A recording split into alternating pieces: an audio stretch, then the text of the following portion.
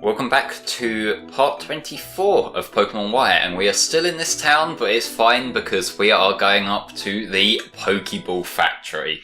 And I will say, I'm kind of surprised it took till Gen 6 to see where Pokeballs are made. Yeah, you would think that each region, or at least a couple of them, would have these factories spread out around the world. Like, I mean, what sort of fucking, monopoly does this factory have? This device that's used by everyone in the fucking world.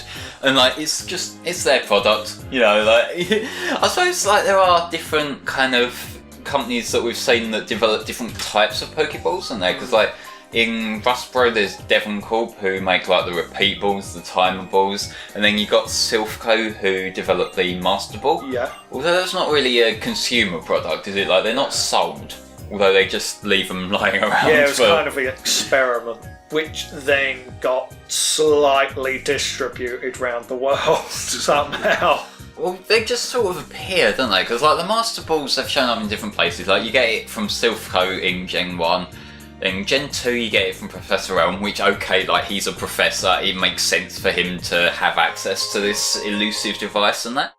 But then, by Gen 3, it's, you know what, fuck it, it's just lying in an enemy team base. Yeah, and it's you can there's even chances of obtaining one through the lotteries. Yeah, that's true, that's from Gen 2 on, isn't it? I think so.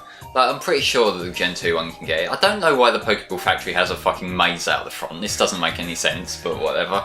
Kalos enjoys its mazes.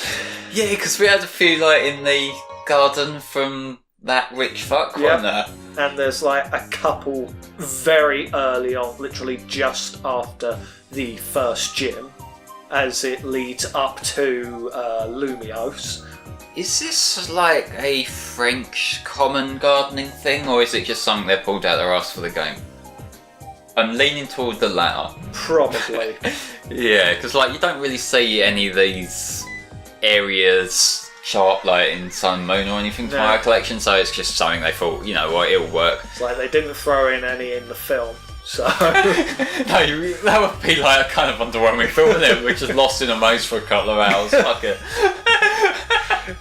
We have been defeated by a simple hedge maze. No, that's the sort of thing that, in the anime films, it would probably end up being a Team Rocket side plot for a film, wouldn't it?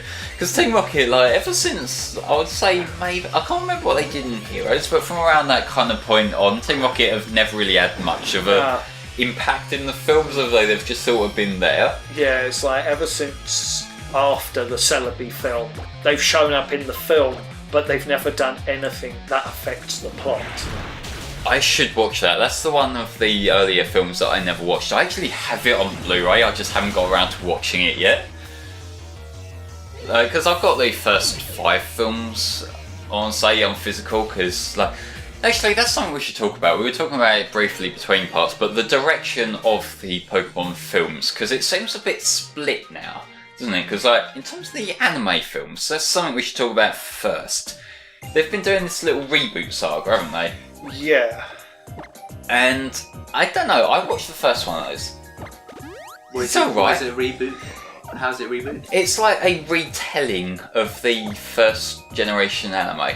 Yeah, okay. But with the additions of the other generations. And I'll say that I kind of, it's an okay film. If you consider it an extended episode of the TV series, then it's whatever. But it kind of suffers in my eyes in the fact that it's not really that well developed because it's a short runtime. They're adapting the key scenes of the anime, but they're less impactful. Because the one that sticks out to me is Butterfree leaving. That was quite an impactful episode in the TV series because it's you need time, yeah. Yeah, because we got to know Butterfree. It was the first Pokemon Ash caught, and he had this kind of backstory with it.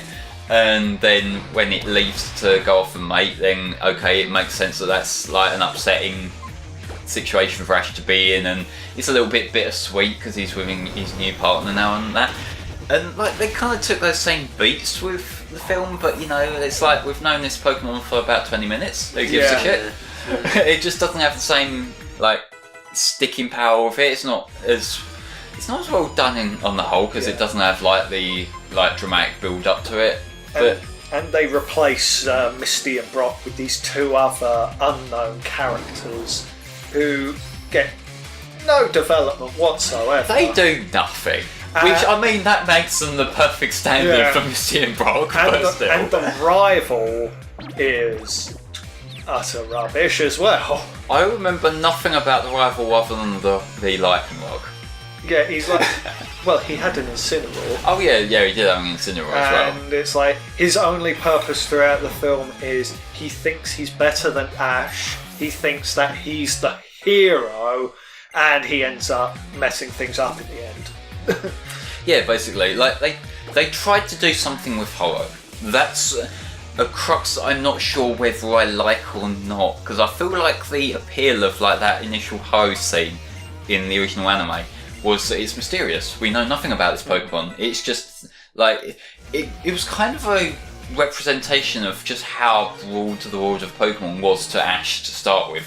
The fact that there's this just mysterious shining bird Pokemon that it's an example of how much is out there. Whereas when you try and tie that into the story, at least so early on, I don't know, it just feels like another, look, it's a legendary encounter kind of thing. It's just another, it's another Mewtwo, it's another Lugia, like, you know, whatever. Thankfully, the film doesn't have a talking legendary in it. Does the sequel one? Because I haven't watched The Power of Us. I don't know, neither have I. I probably will eventually, just out of curiosity, but like I just kind of feel like after the first reboot film, I just wasn't really craving more. It was like, I've watched it, okay, done, don't really care. Yeah. So I don't know whether The Power of Us will have expanded on that. I think that's got another pair of sidekick characters that they've introduced, isn't it? Yeah, there's quite an array of side characters there from what I can tell. The first one, I think the girl in that is meant to be Cynthia's daughter, except they don't really build on that. There's some allusions about how she comes from Lake Verity and shit like that, and her mother was a famous trainer or something. Like, it seems a bit contrived just to say, like, look guys, we're acknowledging the weakest gen. I had to get one in there, I'm sorry. But Scum.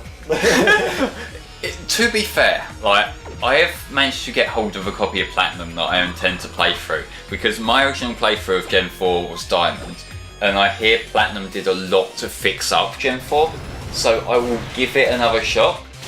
I may change my opinions, when I've played that I will get back to you, but I'm not sure when I'm going to get around to playing it, because for my FC playthrough channel I've been going through all the Pokemon games one at a time, and like, so I've just beat Omega Ruby, and that was a really fun game. And I'm not sure what I'm going to get to next. I've got a couple of other games to beat first, but it's on my list to play. I will get to Platinum eventually. But going back to the film direction, there's also, now we've got Detective Pikachu. Stephen, you were talking about apparently they're going to make a sequel for that. Yes, there's already apparently a sequel in the works. It's like I'm trying not to say things about the plot, because the way it ends, it's difficult to see how. It's like, yeah, they can make a sequel, but it's like I don't see it being a Detective Pikachu sequel.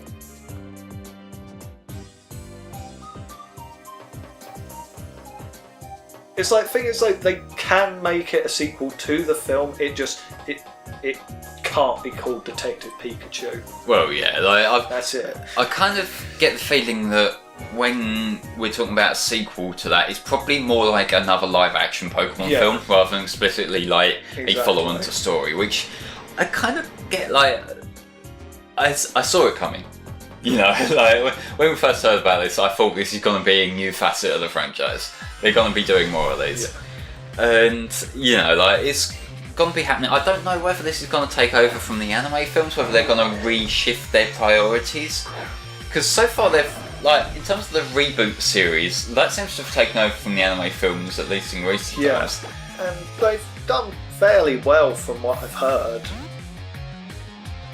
And there's that other thing, isn't there? The CG remake of the Mewtwo film. Strikes Back. God, Evolution. That looks hideous. Have you seen the I don't think that? it looks hideous, but it's like it lacks the charm of the original. I mean, granted, the original film is bad. Yes. It's a very bad film, but at least it was handmade. It has that more handmade feeling to it because of the fact that it's illustrated. Whereas mostly. it's mostly illustrated. The majority of it is illustrated, but the aesthetic of this one, it's like, yeah, you've got all the character models there. It's like it doesn't feel like there's as much effort. Well, I don't even think it's as much an effort thing. I just don't really like that direction. Like the models, from what we've seen, like Ash looks fucking creepy. Like I'm not sure. Like the Pokemon models will probably look fine because we've seen Pokemon in 3D for years now. But like I don't know. Like I don't see it doing that well. It's like in my eyes, they come off as a bit. It's similar to that of how I described Let's Go. They come off as very clean, a bit too on model. Yeah, because like there is such thing as being too perfect with graphic design, isn't there? It feels like an in-game cutscene. Yeah, which you don't really want that for a fucking hour film. But like an early days type of thing. Like an in-engine cutscene rather than a CG cutscene. I kind of get what you mean. Like it doesn't really carry that. But like I say, there's such thing as being too perfect. Like a lot of animation, like it strives from just occasionally playing with proportions, playing with things just to kind of give a bit of extra character to it in a way that, like, that's the advantage of animation, isn't it? The fact that you can go a little bit unrealistic to like make it look a bit more whimsical compared to live action where you've got to keep it a bit grounded, otherwise it's going to be bizarre. But you know, like sometimes CG animation can be done very well, but I don't think this is that. So I just want to say quickly, like after watching Detective Pikachu, any insults that you might have for Bulbasaur, they're moot at this point. Okay. Because after that, I want a Bulbasaur. My God, they made Bulbasaur absolutely adorable. To be fair, Bulbasaur's always been a bit cute and whatnot. It's just he's the weakest of the starters, so you know. I couldn't care less after this film because, like, the moment a group, it's like one shows up and then a whole group show up and they're just making these little squeaky noises and that. It's like, oh my God, how is this happening? I want it now. But do you see Charmander in the film?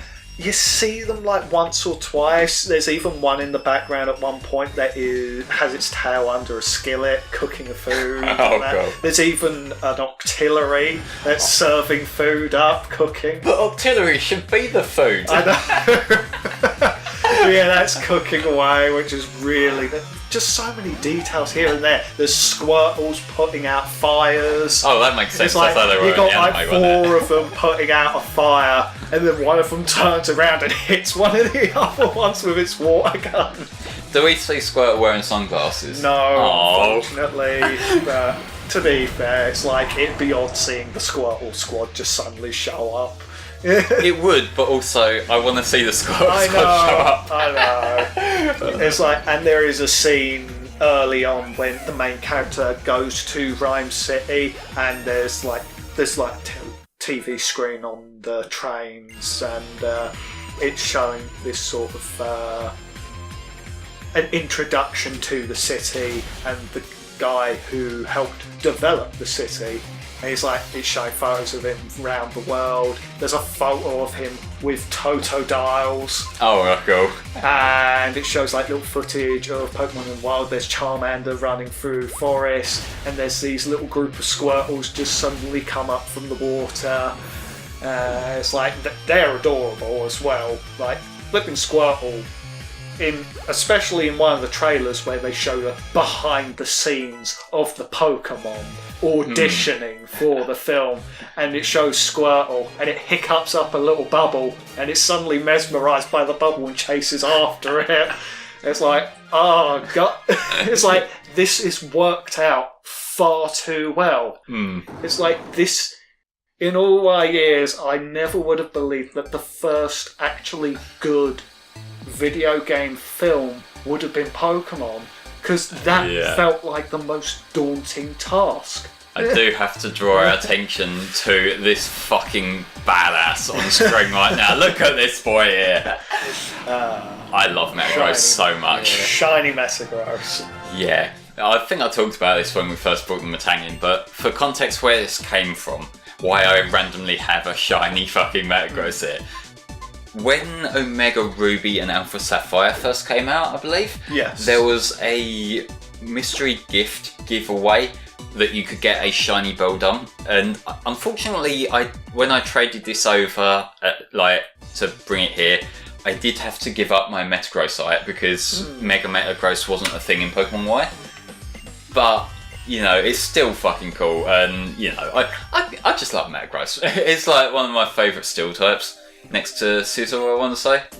It's like, plus Metagross is a pseudo-legendary, so it's got a ton of power behind it to back up its design. It's such a good design. It's shiny. It's amazing. Oh, yeah. And it's everything about it is one of the best Pokemon in my opinion. There's our Master Ball, and next to the Master Ball, the Big Nugget doesn't seem that appealing of a gift, does it really? Yeah, doesn't he make you an offer, like you get a choice, but then he's like, I'm giving you both anyway. It's like, who's going to pick the Big Nugget from, we can sell it, I get a little bit more money, or I get this ball that 100% catches anything. Yeah, it's like, do you want a bit of money, or do you want to dominate a god? It's like, take your pick, mate. Which one do you want? So that's a nice detail from the films. The fact that there's like an office scene, and it's like, it's clearly the villain, but at the time you haven't. It's like the film is like, you have no idea that it is. But it's like, you're in this office, and behind the desk is the creation trio of statues. Oh, right. And it's like, which ones are they? The Dialga, Palkia, and Giratina. Although Giratina isn't there, instead it's just Dialga, Palkia, and Arceus in the centre. Oh, right, it's like, what I would have liked to have seen is, like, instead of a statue for Giratina, if it had an image on the ground. Because then, like, it's the reverse. So you could do the thing if you've played, like, fucking, I want to say, Hang Castle from Sonic Heroes, for the Metal Sonic and Eggman upside down. That would be kind of cool if you just got, like, the flip images on. It's like, there's just so many little things sprinkled here and there. It's like, there's even fossils that are hung on the walls and, like, just on display. There's a never melt ice. It's like, apparently there's a bit where there's a car with a Survivor like pattern on it, and I didn't notice it. It's like, I was watching something the other day and someone pointed out, I was like, oh my god, how much detail did they put into this film? There's a little nod to everything from what I'm hearing, But that is great. I do like it when they go above and beyond with things like this, just because it's more like, it's a fan service film, like we said, and the fact that they're doubling down on that and giving you more stuff to appreciate, I do like that. But ladies and gentlemen, join us next time where we'll be going toward the Lost Hotel. We'll see you next part.